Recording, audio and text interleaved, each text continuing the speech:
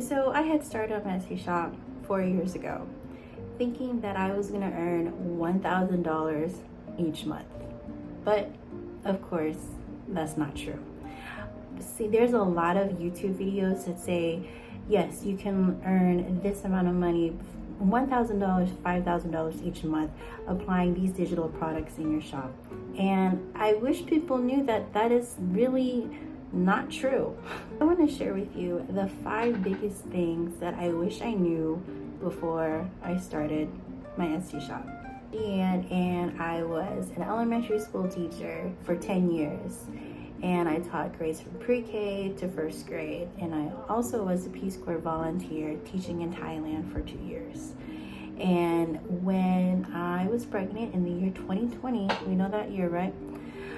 And when I was pregnant, had my daughter, I decided, my husband and I spoke about it, that I would be a homeschool mom, stay-at-home mom. And so I retired, and now I create kids printables on my Etsy shop. Thing that I wish I knew is it's not build it and they will come. So basically, I have been having my Etsy shop for 4 years now, and when I started, I had a lot of sales, and I think I'm very blessed because I got lucky. And I created coloring pages first, and a lot of people like them, and still people buy my coloring pages. My most popular ones are the firefighter coloring pages and police coloring pages. And so the thing is, having an Etsy shop, what I'm noticing is that you have to be consistent and work on your Etsy shop, like consistently. Because I think pretty much when I had my Etsy shop for 4 years, I was working on it pretty consistently within maybe the first 2 years. And then after that, I kind of just left it alone. And then I came back to it in the beginning of this year.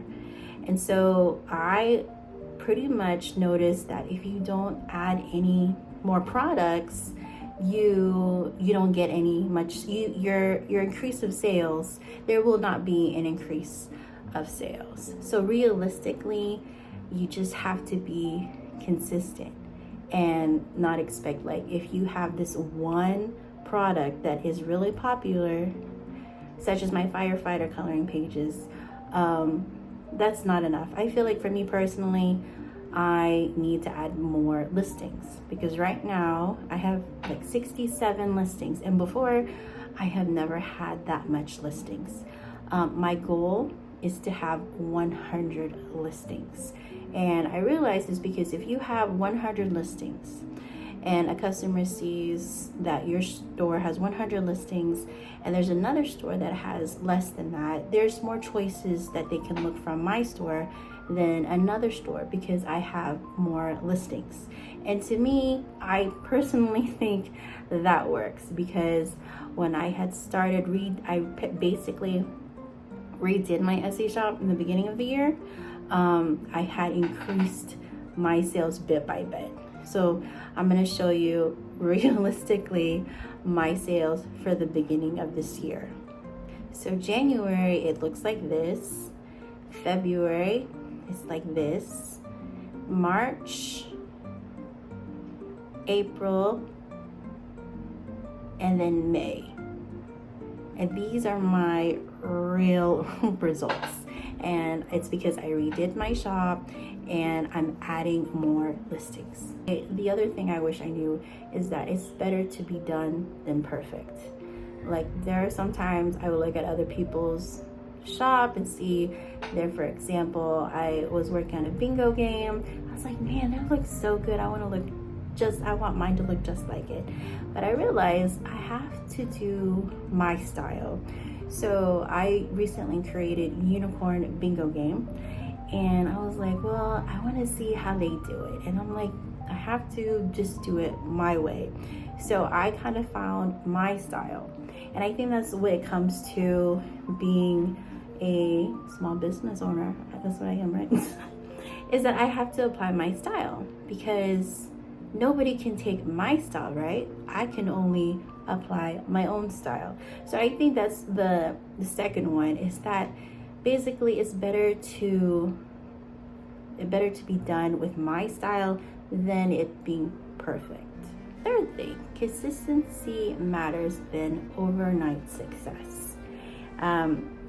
So the YouTube videos, like it is overwhelming, and it's not fair that they show all these videos saying, yes, make this digital product and you'll earn $1,000. And you see like TikTok videos and they'll be saying, yes, make this digital product and then put it in your stand store and then you make $1,000 or plus more. And it's like, people are like, yeah, I'm gonna go ahead and do it. DM me and message me. I mean, it's just, I don't think it's realistic, because you have to be really diligent. You have to be consistent. So the fact that for my Etsy shop, I've had it for 4 years and I have reached over 400 sales, and I've had it for 4 years.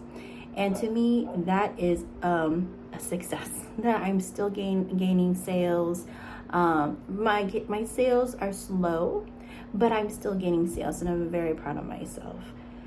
And to me, when my goal is to reach 1,000 sales, I know, God willing, I'm going to reach 1,000 sales. I just have to be consistent. So I have mentioned before that I have a lot of views and purchases are on my firefighter coloring pages and police coloring pages. And once I noticed that, I did an activity pack. I went to Canva and I basically created a word search. I created a maze and I added that with my coloring pages. And I noticed some people bought that, it's my police coloring pages, and then they bought my police activity pack.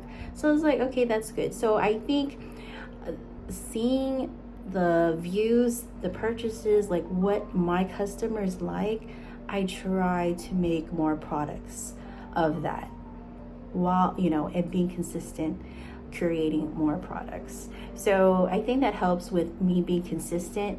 I already have an idea of the next products. I went to ChatGPT and I went ahead and searched, give me similar products of firefighter coloring pages and police coloring pages. And they gave me ideas of do doctor and nurse coloring pages.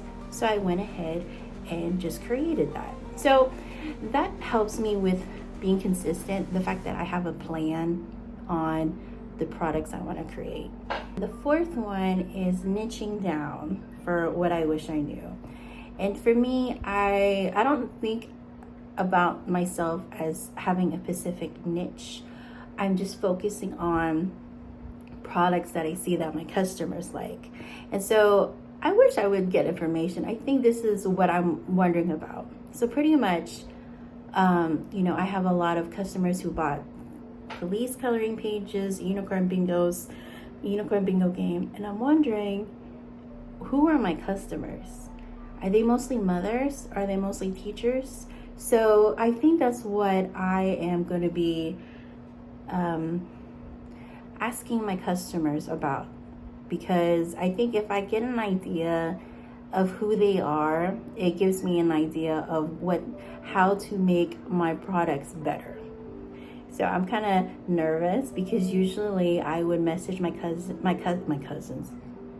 customers what their feedback. I would ask them to put a review on my product. And sometimes they don't say anything, and that's okay. But I feel like right now I would want to have the opportunity to ask them, like, if they are a mother, a teacher, because, it gives me an idea. So that is something that I kind of want to make note on. But niching, I feel with kids printables, you could do a lot with that, because I have purchases from a Big Brother certificate that I recently made, and I never made that before, and I've been noticing that there's views and they had a few purchases on it. So I feel like with niching down, you don't have to.